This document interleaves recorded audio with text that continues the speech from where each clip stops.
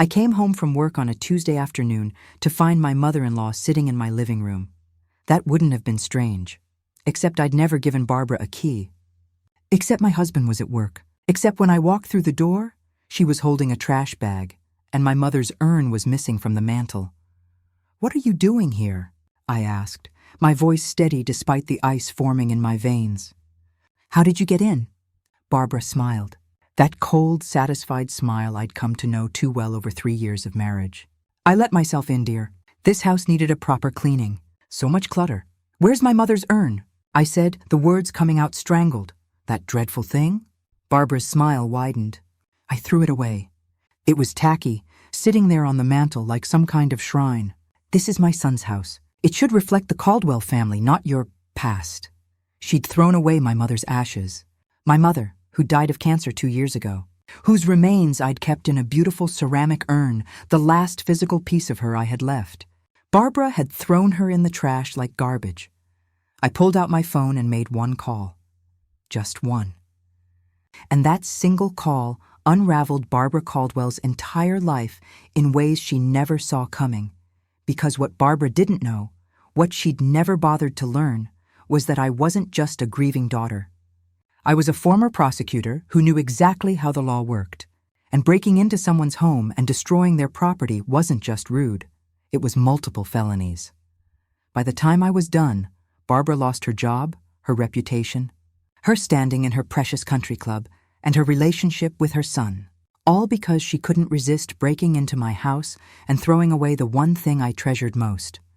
This is the story of how one phone call to the police, calmly reporting a break-in and theft, destroyed a narcissist who thought she was above consequences. And how my mother, even in death, got the last word. My name is Rachel Foster. Well, Rachel Caldwell now. Though after everything that happened, I'm considering going back to Foster. I'm 34 years old, a former prosecutor turned corporate attorney in Charlotte, North Carolina. I met my husband James when I was 29 and he was 32. Both of us at a legal conference where he was presenting on corporate compliance and I was there for the criminal law panel. "You destroyed that guy's argument," James said, approaching me after my panel. He had warm brown eyes, sandy blonde hair, and the kind of genuine smile that made you want to trust him. "The defense attorney who tried to argue that white-collar crime penalties were too harsh? You took him apart with statistics and precedent." "He wasn't arguing in good faith," I said. "He was defending clients who stole millions from pension funds." "Hard to feel sympathy." "Spoken like a true prosecutor," James said. "I'm James Caldwell, corporate attorney. Boring compared to your work, but someone has to keep companies from accidentally committing fraud." We talked for 3 hours. About law, about justice, about our families. James told me about growing up in Charlotte, about his father who died when he was 20, about his mother Barbara, who'd raised him alone and was protective but well-meaning. I told him about my mother Sarah, who'd raised me alone after my father left when I was 5, about how she'd worked 2 jobs to put me through college and law school, about how she'd been diagnosed with pancreatic cancer my first year as a prosecutor and fought it for 3 years before losing the battle. "She died 6 months ago," I said, my throat tight. I kept her ashes in this beautiful urn she'd picked out herself. Teal ceramic with silver details. She said she wanted something pretty, not morbid. "I'm sorry," James said, and meant it. Losing a parent, I know how hard that is. We dated long distance for a year, him in Charlotte, me in Raleigh. Then I got a job offer at a Charlotte corporate law firm. Better pay than the prosecutor's office, better hours. And it meant being in the same city as James. I met Barbara Caldwell 2 months before James proposed. She lived in a large house in one of Charlotte's wealthier neighborhoods, paid for by her late husband's life insurance and investments. Barbara was 59, impeccably dressed, with perfectly styled blonde hair and the kind of fake warmth that set off every alarm bell from my prosecution days. "So, you're the woman who's stolen my son's attention," Barbara said when James brought me to Sunday dinner. Not "nice to meet you," or "I've heard so much about you." Just an immediate framing that I was taking something that belonged to her. "Mom," James said, uncomfortable. "Don't start." "Start what, darling?"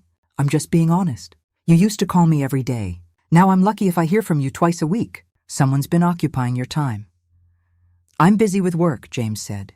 And yes, spending time with Rachel. That's what people do when they're in a relationship. Barbara smiled at me over her wine glass. A prosecutor. How intense. James, did you tell Rachel about Melissa? She was an attorney too. Corporate, like you. You two had so much in common. Melissa and I broke up 3 years ago, James said firmly. Can we not do this? But Barbara was just getting started. Over dinner, she peppered me with questions designed to highlight differences between James and me. He grew up with money. I grew up working class. He went to private schools. I went to public schools. His family had lineage in Charlotte. My mother and I had moved there when I was 12. So your father left? Barbara asked, as if this was a casual topic. When you were young? That must have been difficult.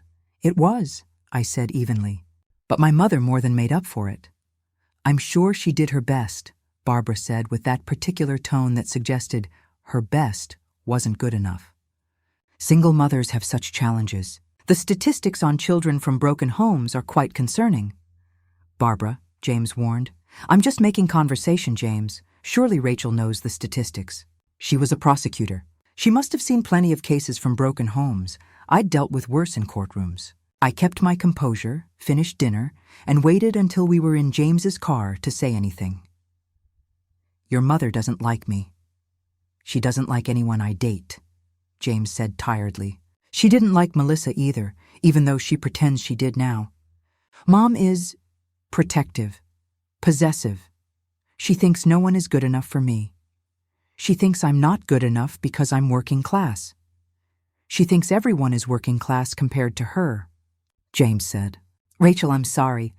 I know she was rude, but she'll come around. She always does, but Barbara didn't come around. Over the next year, as James and I got engaged and planned our wedding, Barbara found new ways to show her disapproval. Our wedding venue was adequate for a first wedding. I suppose. My dress was simple. I suppose that's trendy now. The guest list had too many of your people, not enough Caldwells. Our decision to write our own vows was tacky and self-indulgent. And when James told Barbara that I was keeping my mother's urn in our home after we got married, Barbara's reaction was visceral. An urn? In the house? James, that's morbid. And frankly, disrespectful to our family. You're a Caldwell. Your home should reflect Caldwell values, not her mother's ashes sitting on display. It's our home, James said firmly. And Rachel's mother is important to her. The urn stays. Barbara's lips thinned. If you say so, dear. But don't be surprised when guests find it disturbing. At our wedding, Barbara wore a dress that was almost white. Cream-colored, she'd claim, but in the photos it was clear what she was doing. She gave a speech about James growing up, about her sacrifices as a single mother, about how she hoped I would appreciate what a catch James was, and treat him with the respect he deserves. My mother had been dead for 18 months by then. I felt her absence like a physical wound. She should have been there, should have walked me down the aisle, should have given a speech about watching me grow up. Instead, there was just Barbara, making my wedding about herself. We moved into a house in a nice neighborhood. James and I had both been working, both saving. It wasn't as large or expensive as Barbara's house, but it was ours. We decorated it together. And yes, my mother's urn sat on the mantel in the living room, in a place of honor. Barbara hated it. Every time she visited, and she visited often, always unannounced, she'd make comments. Still have that urn, I see. Don't you think it's time to let go? Your mother is gone, Rachel. Displaying her ashes is morbid. It's called grieving, I'd say calmly. Some people keep photos of deceased loved ones. I keep my mother's ashes. Photos are one thing. Dead people are another. The breaking point, or what should have been the breaking point, came when Barbara suggested I scatter the ashes somewhere pretty and move on. My mother chose this urn, I said, my patience finally cracking. She wanted her ashes kept, not scattered. This isn't your decision. Everything in my son's house is my concern, Barbara said. I'm his mother. I have a say. You don't live here, I said. You don't have a say. That's when the visits became more frequent and more invasive. Barbara started showing up when James was at work and I was home. She'd let herself in, James had given her a key years ago before we were married, and start tidying up. "I'm helping," she'd say when I'd come home to find her rearranging my kitchen. "You work such long hours. I'm just being supportive. I don't need help," I'd say. "And I definitely don't need you rearranging my home." "Our family has certain standards," Barbara would say. "I'm just making sure this house reflects those standards." I asked James to get the key back. He was reluctant. "She's my mother. She's not trying to be malicious. She just has strong opinions about housekeeping." "She's crossing boundaries," I said. "James, I come home and she's in our house, going through our things. It's invasive." "I'll talk to her," James promised, but he didn't. Or if he did, it didn't matter. Because Barbara kept coming, kept letting herself in, kept making comments about the urn on the mantel, about how it didn't fit the aesthetic, about how I needed to move on. 3 weeks before the incident, Barbara escalated. I came home to find her dusting the mantel, and the urn was on the coffee table.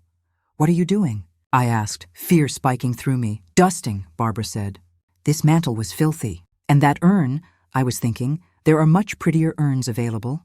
Something more refined. "I could take you shopping." "Put it back," I said, my voice shaking.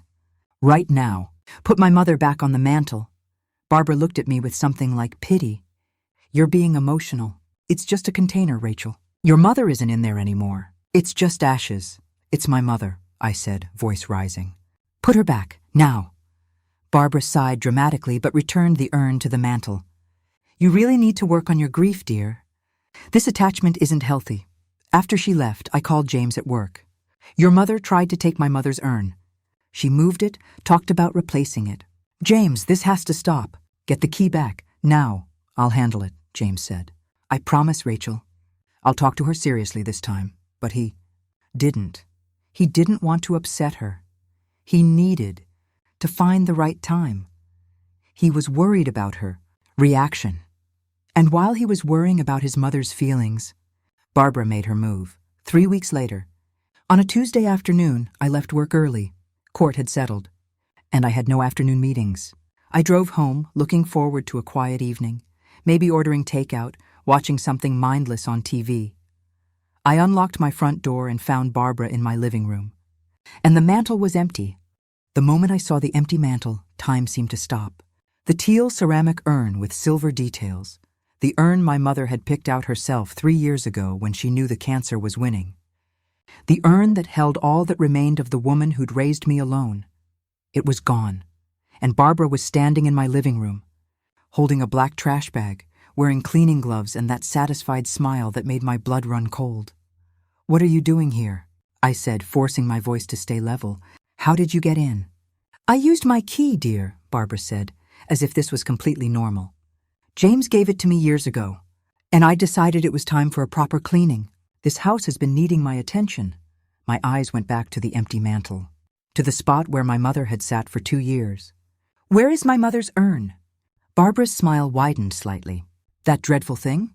I threw it away. It was tacky, Rachel, sitting there on the mantel like some kind of shrine. This is my son's house. It should reflect the Caldwell family, not your past." For a moment, I couldn't process what she was saying. Threw it away.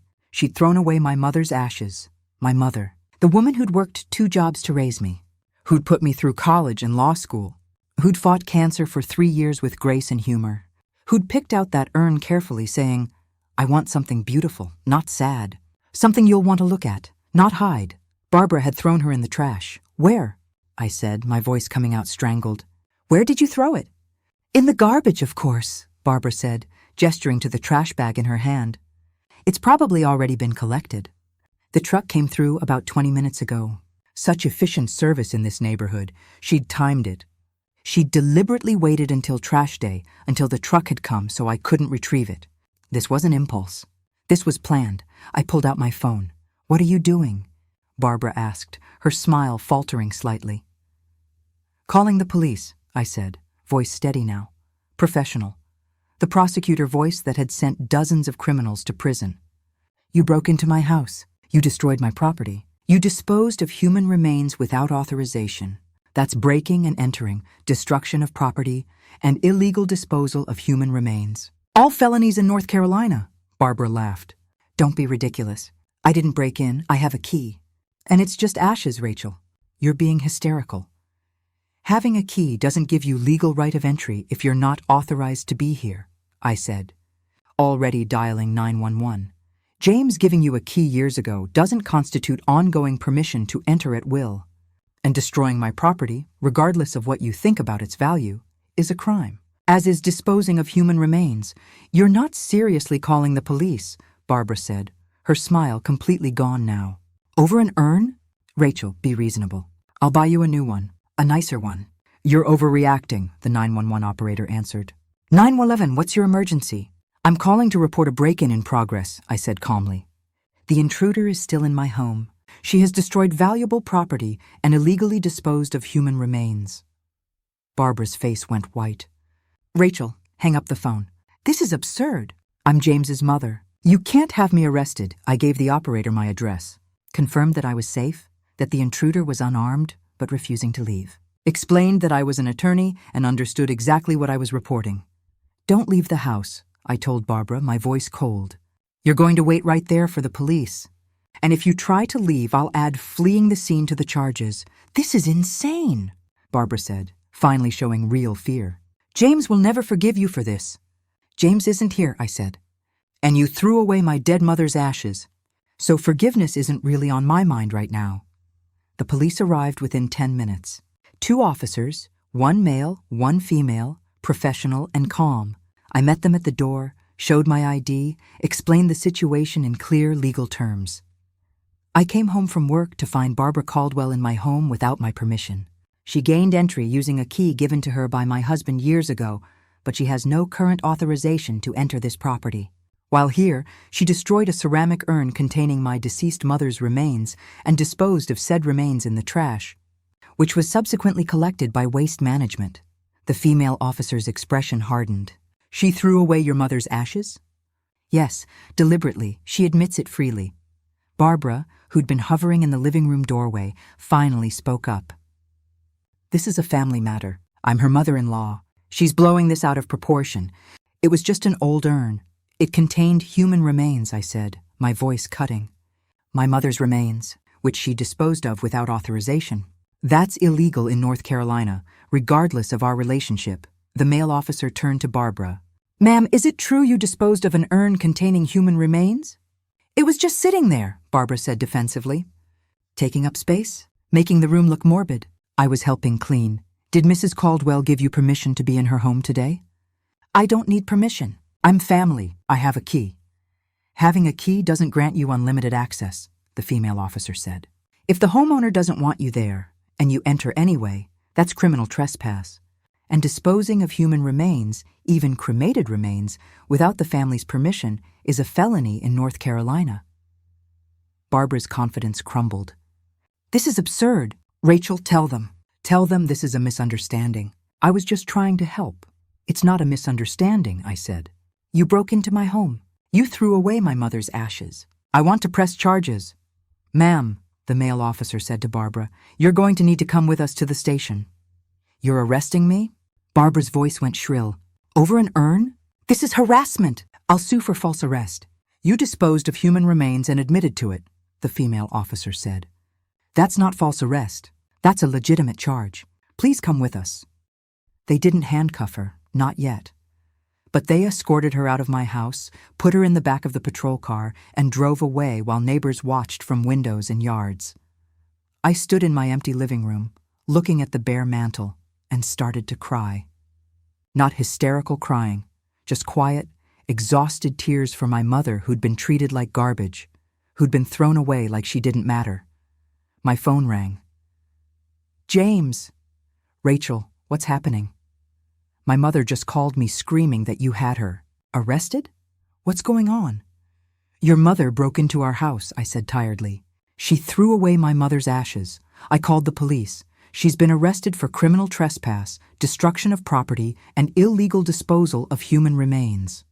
Silence. Then, she threw away your mother's ashes? Yes, deliberately. Timed it for trash day so I couldn't get them back. They're gone, James.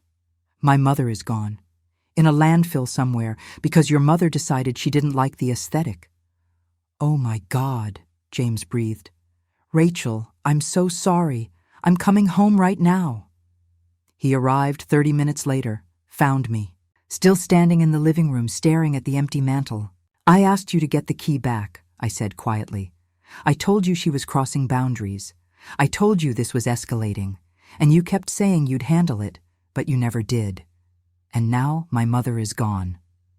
"I'll fix this," James said desperately. "I'll call the landfill. We'll find the urn. We'll get her back." "The landfill serves all of Charlotte," I said. "Hundreds of tons of trash per day. Even if we got there today, which we can't because they're closed, there's no way to find one urn in all of that." "Then I don't know, we'll hold a memorial service. James," I interrupted, my voice breaking, "your mother threw away my dead mother, and you're going to have to choose, because I can't stay married to someone who won't protect me from his own mother." "Rachel, don't say that. I'll fix this. I'll make her understand." "She understands perfectly," I said. "She knew exactly what she was doing. She planned it, waited for trash day, timed it so I couldn't stop it. This wasn't impulse. This was calculated cruelty. And you've been making excuses for her for 3 years. My phone rang again. Unknown number. I answered. "Mrs. Caldwell? This is Detective Sarah Morrison with Charlotte Mecklenburg Police. I'm calling about the incident today. We've charged Barbara Caldwell with criminal trespass and illegal disposal of human remains. The DA's office will review for additional charges. I'm very sorry for your loss. What was done was unconscionable." "Thank you," I said. "What happens now?" "She'll be arraigned tomorrow. Given the nature of the charges and her lack of criminal history, she'll likely be released on bond. But there will be conditions: stay-away order, no contact with you or your property. If she violates those conditions, she goes back to jail immediately." After I hung up, James was staring at me. "You're really pressing charges against my mother." "Your mother committed multiple felonies," I said. "Yes, I'm pressing charges. She's my mother, Rachel." "And Sarah was mine," I said. "The only parent I had. The woman who raised me alone, who worked herself to exhaustion for me, who fought cancer for 3 years. Your mother threw her away like trash. So yes, I'm pressing charges. And if you can't support that, then we have bigger problems than your mother." James left to go to the police station, to be with his mother. I didn't stop him. I called my aunt, my mother's sister, the only family I had left, and told her what happened. "She threw Sarah away?" Aunt Linda's voice was shocked. "Rachel, honey, I'm so sorry. I'm coming over right now." She arrived an hour later with food I couldn't eat and a fierceness that reminded me of my mother. "You did the right thing," she said firmly. "Pressing charges. That woman destroyed something irreplaceable. She deserves consequences." "James is at the station with her," I said. I think this might end my marriage." "If he chooses his mother over you after this," Aunt Linda said, "then he was never the right man anyway." Sarah would have said the same thing. She was right. My mother would have told me to stand up for myself, to demand respect, to never let anyone, not even family, treat me like I didn't matter. So I called my attorney friend from law school. Explained the situation, asked about divorce proceedings just in case. "Document everything," she advised. "This criminal case creates a paper trail, shows a pattern of boundary violations that your husband enabled.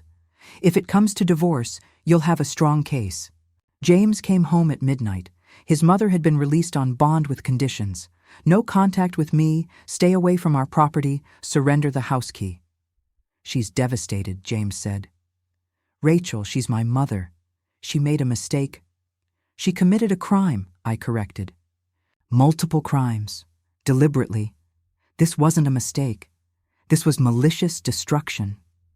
"She says she didn't realize how important the urn was to you." I told her. I said flatly. "Multiple times. She knew exactly how important it was. That's why she threw it away." "What do you want me to do?" James asked, exhausted. "I want you to stand with me," I said. "To tell your mother that what she did was wrong. To support me pressing charges. To put your wife before your mother for once in our marriage." She's facing felony charges, Rachel. If she's convicted, she'll have a criminal record. She could lose her job. Good, I said coldly. Maybe that will teach her that actions have consequences. James stared at me like he didn't know me. You've changed. No, I said. I've just stopped tolerating abuse. There's a difference. The next morning, I woke up to 53 text messages and 17 missed calls.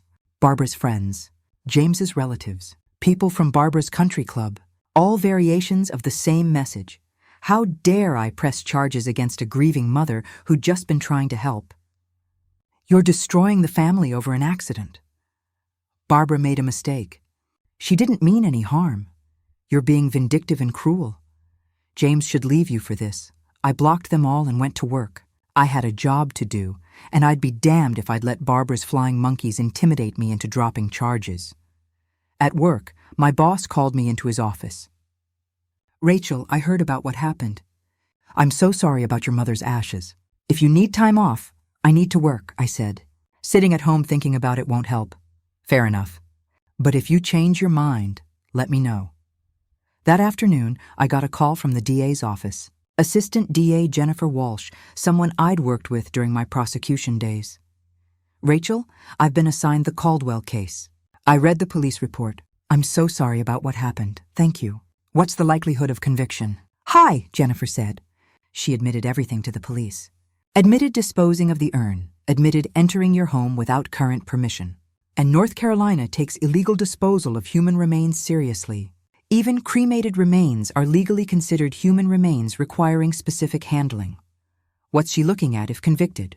Criminal trespass is a Class 1 misdemeanor, up to 120 days in jail. But the illegal disposal of human remains is a Class 1 felony. That's 3 to 12 months. Given her lack of criminal history, probably probation and community service, but it's still a felony conviction. Plus restitution for the value of the urn and emotional distress. Good, I said. When's the arraignment? Tomorrow at 2 p.m. You don't have to be there, but you can be if you want. I wanted to be there. Wanted to see Barbara face a judge. Wanted her to see me in the courtroom standing firm. That evening, James came home late. I've been at my mother's. She's not doing well. She's scared, Rachel. She's never been in trouble before. She should have thought about that before committing multiple felonies. She keeps asking me to talk to you, to get you to drop the charges. She says if you do, she'll apologize. She'll replace the urn. She can't replace my mother, I said. And I'm not dropping charges. She needs to face consequences. She's my mother, James said, and I heard the plea in his voice. Please, for me. No, I said simply. James, your mother has been crossing boundaries since the day we met. Making snide comments, treating me like I'm not good enough, coming into our home without permission. And you've made excuses for her every single time. Now she's committed crimes, and you're still making excuses. When does it end? When you forgive her like family is supposed to do. She's not my family, I said. She's made that clear repeatedly. She's made it clear that I'm an outsider, that my mother was trash, that I don't belong. Well, fine. I'm not family. So I'm treating her like what she is, a criminal who destroyed my property and needs to face legal consequences. James left to go back to his mother's house. I didn't stop him. I called Aunt Linda instead. He's choosing her, I said. After everything, he's choosing his mother. Then you know what you need to do, Aunt Linda said gently. Sarah didn't raise you to accept being second place to anyone. She was right. My mother had raised me to stand up for myself, to know my worth, to never let anyone, not even someone I loved, make me feel small. I called my attorney friend again. I want to file for divorce. The arraignment was exactly what I expected. Barbara, dressed in expensive clothes, trying to look respectable, standing before the judge while Jennifer Walsh outlined the charges. Criminal trespass, illegal disposal of human remains, destruction of property. How do you plead? The judge asked. Barbara's attorney, a private lawyer she'd hired immediately, spoke up. My client pleads not guilty. Your Honor, this is a family dispute that's been criminalized. Mrs. Caldwell was attempting to help her daughter-in-law by cleaning and made an error in judgment. An error in judgment? I said loudly enough to be heard. The judge looked at me. You are? Rachel Caldwell, Your Honor, the victim. And it wasn't an error in judgment. It was deliberate destruction of my deceased mother's remains. Mrs. Caldwell, you'll have your chance to speak, the judge said. But she looked at Barbara with new coldness. Bail is set at $5,000. Conditions include no contact with the victim, no approaching the victim's residence or workplace, and surrender of any keys to the victim's property. Barbara's attorney paid the bail. As they left the courtroom, Barbara looked at me. Not with remorse, with pure hatred. That's when I knew. This wasn't going to end with the criminal case. Barbara would escalate. She'd find new ways to hurt me, and James would keep defending her. The harassment started immediately. Barbara couldn't contact me directly. The no-contact order prevented that. But she could get others to do it. James's cousin, Emily, called. Rachel, this is getting out of hand. Aunt Barbara made a mistake. Do you really want to send her to prison over it? She won't go to prison, I said. At most, probation and community service. But yes, I want her convicted. You're tearing the family apart. Barbara did that, I said, when she broke into my house and threw away my mother. Emily hung up. Then James's uncle called. Then Barbara's book club friends. Then members of her country club. A coordinated campaign of harassment, all designed to pressure me into dropping charges. I documented every call, every voicemail, every text. Sent them all to Jennifer Walsh at the DA's office. This is witness intimidation, Jennifer said. I can file additional charges if you want. Not yet, I said. But keep the documentation. I might need it. At work, I threw myself into cases. Corporate law wasn't as satisfying as prosecution had been, but it paid well and kept my mind occupied. My colleagues were supportive, bringing me coffee, asking if I needed anything, respecting when I didn't want to talk about it. At home, James and I lived like polite strangers. He slept in the guest room. We spoke only when necessary. The divorce papers sat on my desk, unsigned but ready. Are you really going to do this? James asked one evening. End our marriage over this? You're ending it, I said. By choosing your mother over me. By not standing up for me. By expecting me to just forgive and forget that she destroyed the last physical piece of my mother I had. She's scared, Rachel. She's facing criminal charges. She might lose her job. Her job? I repeated. What about her job? She works at a private school, James said. In admissions. If she's convicted of a felony, she'll be fired. It's in her contract. Then she shouldn't have committed felonies, I said coldly. But I was curious. What private school? I'd never asked about Barbara's work. She'd made it clear she thought my career was beneath hers, so I'd never engaged about her job. I looked it up. Charlotte Preparatory Academy. Exclusive, expensive, selective. The kind of school where having a felon in admissions would be a scandal. And suddenly, I understood the harassment campaign. Barbara wasn't just scared of criminal conviction. She was scared of losing her job, her status, her standing in Charlotte society. Well, I thought grimly, she should have thought about that before she threw away my mother.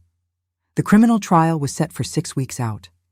In the meantime, I filed for divorce. James got the papers at work, called me immediately. Rachel, please, don't do this. We can fix this. How? I asked. How do we fix the fact that your mother committed crimes against me and you're defending her? How do we fix 3 years of you letting her boundary violations slide? How do we fix you sleeping at her house instead of supporting your wife? I love you, James said desperately. I loved you too, I said. Past tense. I love the man I thought you were, but you've shown me who you really are. Someone who will always choose his mother over his wife. I can't live like that. The divorce filing became public record. Within a day, Barbara's harassment campaign intensified. Not directly. She couldn't violate the no-contact order, but through proxies. Anonymous emails to my workplace claiming Phi was unstable and vindictive, posts on Charlotte social media groups about a vengeful daughter-in-law, destroying a family over a misunderstanding, phone. Calls to my office from concerned citizens saying I was abusing the legal system. I traced the emails. They all came from the same VPN service. I documented the social media posts, all made by accounts connected to Barbara's country club friends. I recorded the phone calls, and I sent everything to Detective Morrison. This is harassment, Morrison said. Coordinated harassment designed to intimidate a crime victim. Mrs. Caldwell is likely orchestrating this while maintaining plausible deniability. But we can prove the pattern. What can you do? I can bring her in for violating the no-contact order. The order specified no direct or indirect contact. Using others as proxies counts as indirect contact. Barbara was arrested again. This time, bond was set higher. This time, the judge added electronic monitoring. This time, she spent 3 days in jail before her attorney could arrange release. And this time, the harassment stopped. Immediately, completely. Because Barbara realized she was out of moves, but Barbara had one more card to play. She gave an interview to a local news station. "I'm a mother being persecuted by a vindictive daughter-in-law," Barbara said, tears streaming down her face in a performance that would have been impressive if it wasn't so transparent. "I made a mistake. I was trying to help clean their home. I didn't realize how attached she was to that urn. And now I'm facing prison time. My whole life is being destroyed over an honest mistake." The story aired during evening news. Local woman faces felony charges in family dispute over urn. My phone exploded with messages. Some supportive, many cruel. "You're sending a grandmother to prison over an accident? This is what's wrong with America. People can't forgive anymore. You're a vindictive witch." But the news story also brought unexpected support. A victim's rights advocate reached out. "What was done to you is unconscionable. I'd like to help tell your side of the story," a funeral director called. "I've worked with cremated remains for 30 years. What Mrs. Caldwell did, disposing of human remains without authorization, it's not just illegal, it's a violation of the dignity of the deceased. I'll testify as an expert witness if needed," and Jennifer Walsh called. That interview was a mistake on Barbara's part. She just admitted on camera that she disposed of the urn. She's trying to minimize it, but she confirmed the facts. That footage is now evidence. The trial date approached. James filed papers contesting the divorce, not because he wanted to stay married, but because his mother told him to.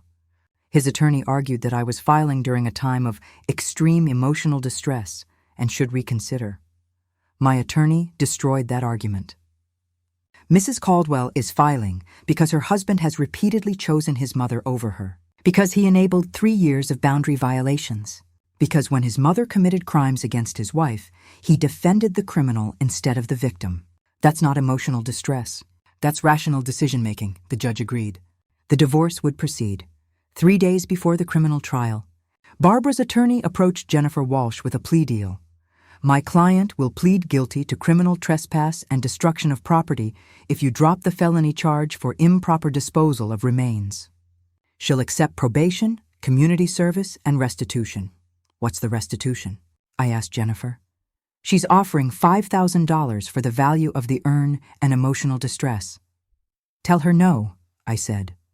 "I want her convicted on all charges. I want the felony on her record. I want everyone who checks her background to see that she disposed of human remains." "Rachel," Jennifer said carefully, "a felony conviction means she'll lose her job. Her reputation will be destroyed." "Are you sure?" "She destroyed my mother's remains," I said. "Yes, I'm sure." Jennifer went back to Barbara's attorney. "My victim won't accept the plea. We're going to trial." The trial lasted 2 days. Barbara's attorney tried to argue that it was a family misunderstanding. That Barbara had been trying to help, that she didn't understand the emotional significance of the urn, but the evidence was overwhelming. Barbara had admitted on camera, both to police and to the news station, that she'd thrown away the urn. Text messages showed she'd asked James multiple times about getting rid of that ugly urn. She'd planned this, timed it for trash day, done it when I wouldn't be home. I testified about the urn's significance, about my mother choosing it herself, about Barbara's repeated comments that it was tacky and morbid, about her escalating boundary violations that James had enabled. The funeral director testified about the legal and ethical requirements for handling human remains, even cremated ones. Jennifer Walsh presented Barbara's admission to police. I threw it away. It was ugly and didn't fit the decor. The jury deliberated for 3 hours, guilty on all counts. Barbara collapsed in the courtroom.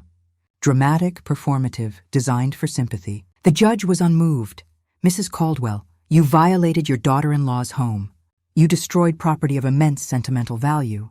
And you disposed of human remains, the last physical remnant of the victim's deceased mother, as if they were garbage. This court takes such violations seriously, sentencing 12 months probation, 200 hours community service, $10,000 restitution to me, and a permanent restraining order, plus the felony conviction on her record. Furthermore, the judge continued, you violated the no-contact order by orchestrating a harassment campaign through third parties. For that violation, I'm adding 30 days in jail, suspended pending completion of probation. If you violate probation, you'll serve that time. Barbara was led away, still crying, still playing victim. James watched from the gallery, his face a mixture of grief and anger. As I left the courthouse, he stopped me. Are you happy now? He said. My mother has a felony record. She's losing her job. Her reputation is destroyed. Was it worth it? Ask your mother if throwing away my mother was worth it, I said. She made choices. Now she's facing consequences. That's not my fault. I'll never forgive you for this, James said. Good thing we're getting divorced then, I said, and walked away. The week after Barbara's conviction, I felt nothing. Not satisfaction, not relief, not even sadness, just empty. My mother was still gone. Still in a landfill somewhere, mixed with thousands of tons of trash. The urn was gone. The ashes were gone. The last physical piece of her was gone. Barbara had been convicted. But that didn't bring my mother back. I took a week off work, spent it in my house, soon to be just my house, after the divorce, staring at the empty mantle and trying to figure out how to grieve something I'd already grieved 2 years ago. You're grieving twice, my therapist said in an emergency session. First when your mother died, now again because the tangible reminder of her was destroyed. That's compounded grief. It's going to take time. I don't have the urn anymore, I said, tears finally coming. I don't have anything of hers. Barbara took it all. You have your memories, the therapist said gently. Your mother's love, her lessons, her influence on who you became. Those things can't be thrown away. It was supposed to be comforting. It wasn't. I wanted something tangible, something I could see and touch and know was her. Aunt Linda came to stay with me that week. She'd taken time off work, driven up from South Carolina, and simply moved into my guest room. You shouldn't be alone right now, she said. We spent evenings looking through photo albums. My mother at my college graduation, at my law school graduation, at my wedding, so proud, so happy, at family dinners, at holidays. A life documented in photographs, but the photographs couldn't be held on a mantle, couldn't be the focal point of my living room, couldn't be her. Your mother would be proud of you, Aunt Linda said. For standing up to Barbara? For not letting her get away with it? Would she? I asked. Because I destroyed my marriage over this. James will never speak to me again. His whole family hates me. I'm alone. You were already alone, Aunt Linda said. James wasn't standing with you. A marriage where you're fighting alone isn't a marriage. Sarah would have told you the same thing. She was right. My mother had been fiercely independent, had raised me to be the same. She wouldn't have wanted me to stay in a marriage where I came second to a toxic mother-in-law, but knowing that didn't make it hurt less. The divorce proceeded. James didn't contest it anymore. He was too busy dealing with his mother's fallout. Barbara had indeed lost her job at Charlotte Preparatory Academy. The school's board had met, reviewed her felony conviction, and terminated her employment immediately. For a school that prides itself on integrity and character, the board statement read, "We cannot employ someone convicted of criminal trespass and illegal disposal of human remains." Barbara's reputation in Charlotte society was destroyed. Her country club friends distanced themselves. Her book club asked her to leave. The charitable organizations she'd been involved with quietly removed her from their boards. Barbara blamed me for all of it. Through her attorney, she sent a message. "You've destroyed my life. I hope you're satisfied," I sent back. "You destroyed your own life. I just made sure you faced consequences." James called one last time. "Mom is moving to her sister's in Florida. She can't stay in Charlotte anymore. Everyone knows about the conviction. She's humiliated." "She humiliated herself," I said. "Do you feel anything, Rachel? Any remorse? Any guilt?" "I feel sad that I lost my mother's ashes," I said. "I feel angry that your mother did something so cruel. I feel disappointed that you never stood up for me.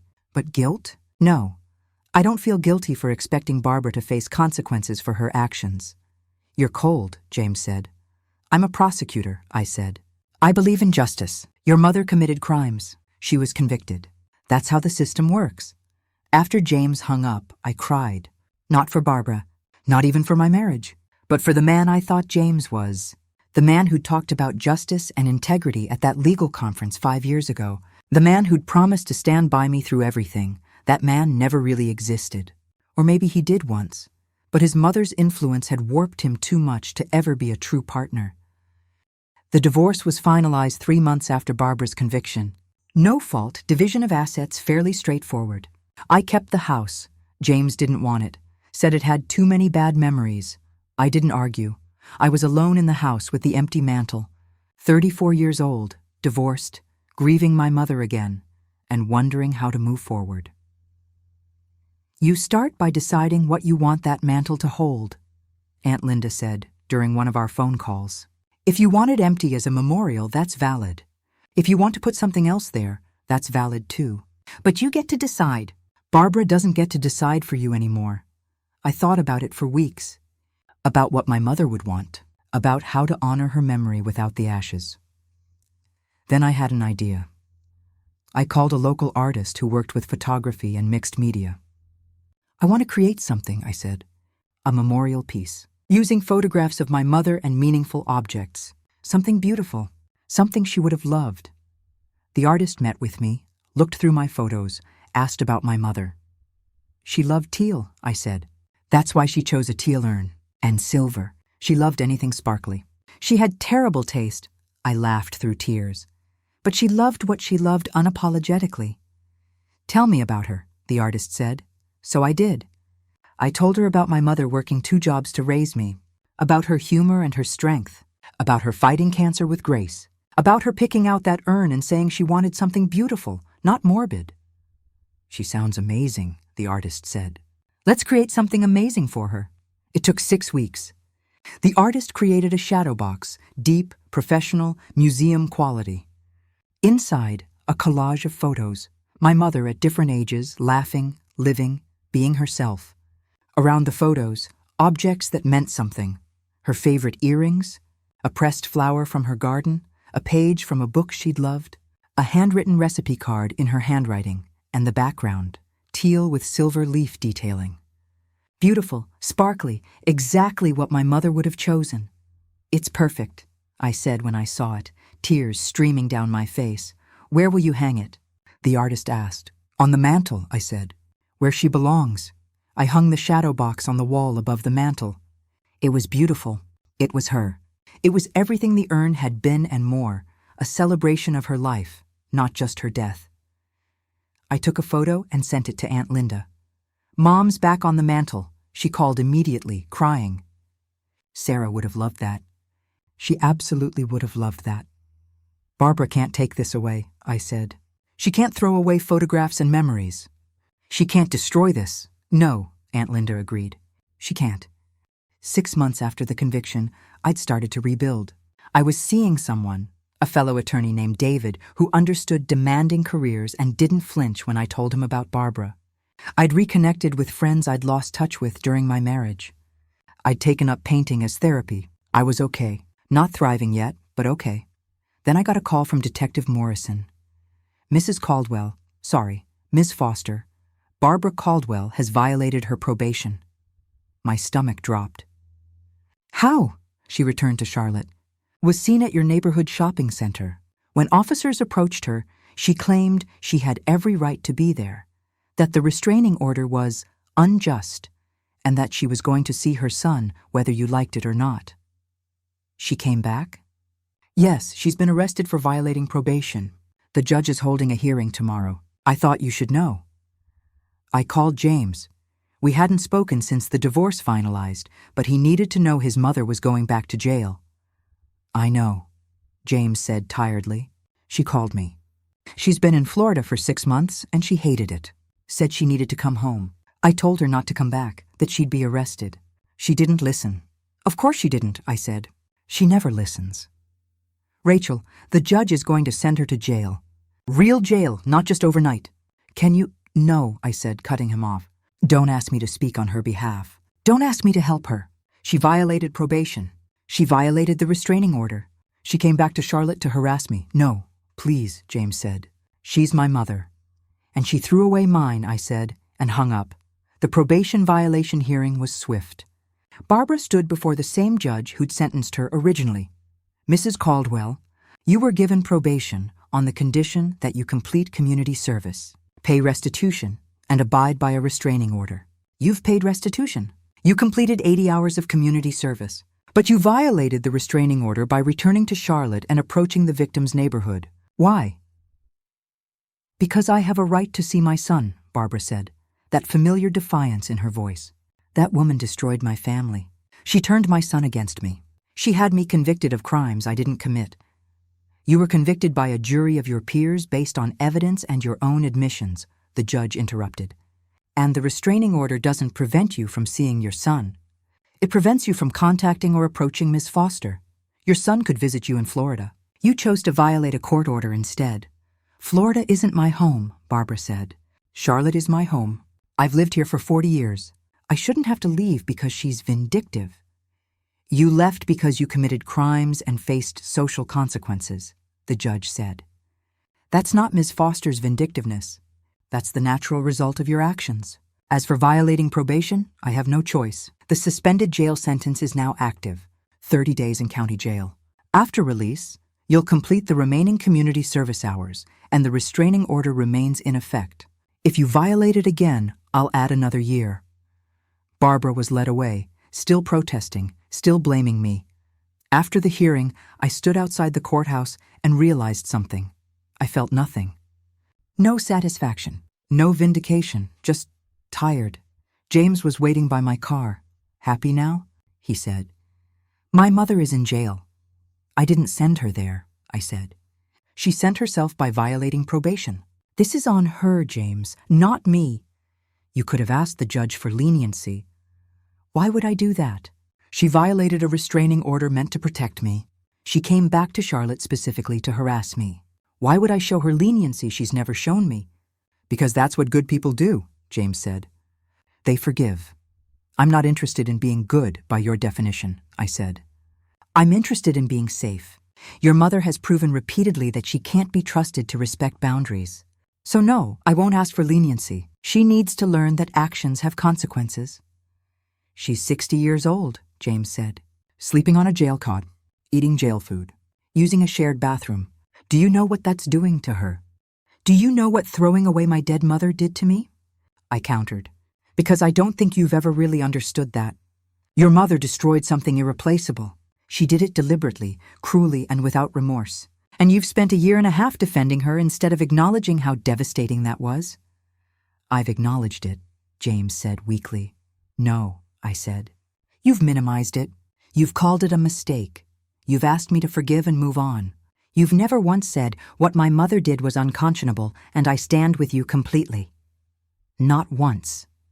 James had no response to that. Your mother is in jail because she violated probation, I said. She'll serve 30 days and be released. She'll finish her community service. And if she's smart, she'll stay in Florida and never come back to Charlotte. That's not my fault. That's hers. I got in my car and drove away. And as I drove, I realized I was done. Done with Barbara. Done with James. Done with the whole Caldwell family and their drama. Barbara served her 30 days. Upon release, she returned to Florida. She completed her community service remotely, approved by the court given the circumstances. She paid the restitution in full, and according to Detective Morrison, she hadn't violated the restraining order again. She's finally learned, Morrison said. Some people need to hit rock bottom before they change behavior. Jail time was apparently her rock bottom. I hoped it was true. But I also didn't care. Barbara was in Florida. I was in Charlotte. We'd never have to interact again. James moved to Florida 6 months later. To be near my mother, he told mutual friends. She's alone and needs family support. Good riddance, I thought. Let them have each other. 2 years after Barbara threw away my mother's ashes, I'm okay. Better than okay, actually. I'm happy. I'm dating David seriously now. He's met Aunt Linda, seen the memorial shadow box, heard the whole story. His response. Your ex-husband is an idiot for not standing by you, and his mother got exactly what she deserved. I'm back in prosecution part-time. My corporate firm lets me take pro bono cases, and I've been helping with victim advocacy. Specifically, helping people navigate the legal system when family members commit crimes against them.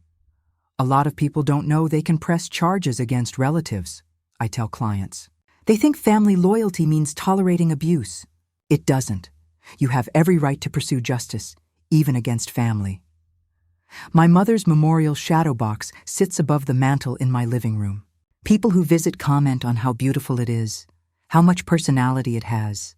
Your mother must have been amazing, they say. She was, I say. And I tell them about her strength and humor and love, about her working 2 jobs to raise me alone, about her fighting cancer with grace, and I tell them what Barbara did. Not for sympathy, for education. This is why estate planning matters. This is why written authorization for handling remains matters. This is why holding people accountable for crimes matters, even if they're family. Barbara is still in Florida.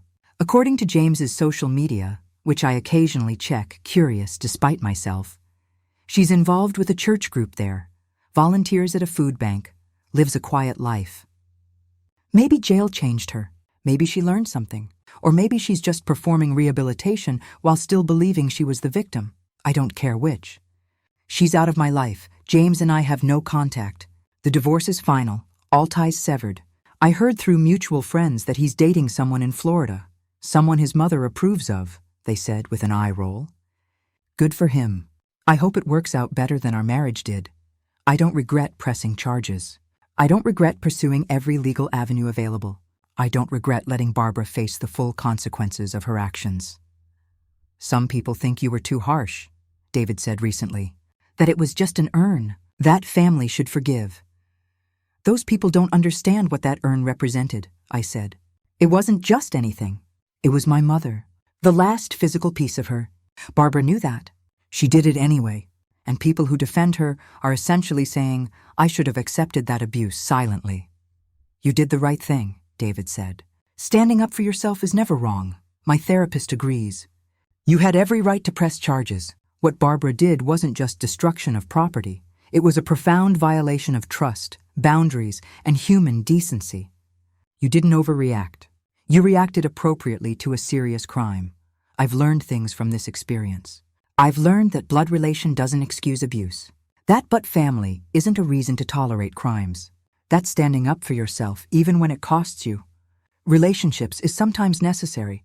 I've learned that people who say you should forgive often mean you should shut up and accept mistreatment. That real forgiveness isn't about letting someone off the hook. It's about releasing your own anger, which doesn't require reconciliation. I've learned that some people will always defend the abuser because accountability makes them uncomfortable. Because if they admit what Barbara did was wrong, they might have to examine their own boundary violations.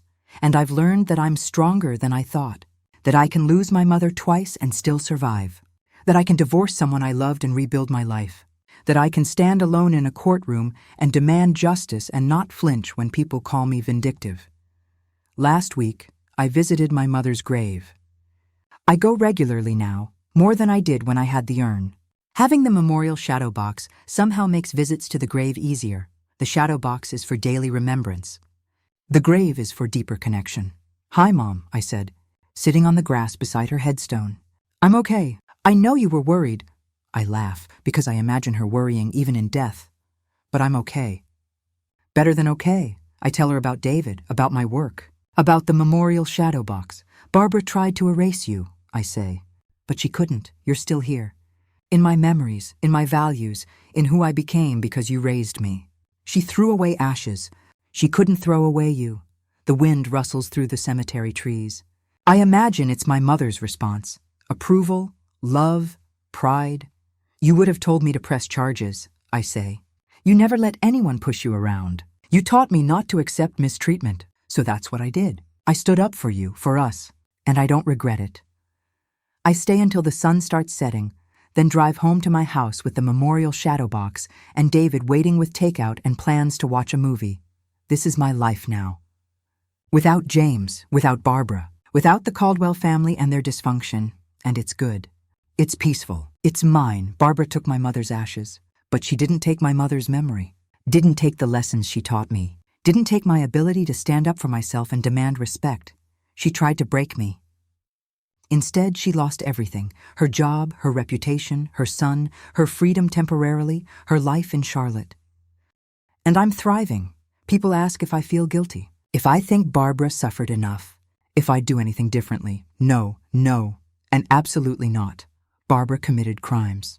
She faced legal consequences. That's justice. That's how the system should work. And anyone who thinks I should have just let it go or been the bigger person fundamentally misunderstands what Barbara did. She didn't break a vase. She didn't lose a bracelet. She deliberately destroyed my dead mother's remains out of spite and cruelty. There's no letting that go. There's only justice. My mother raised me to stand up for myself, to know my worth, to demand respect, to never accept being treated as less than.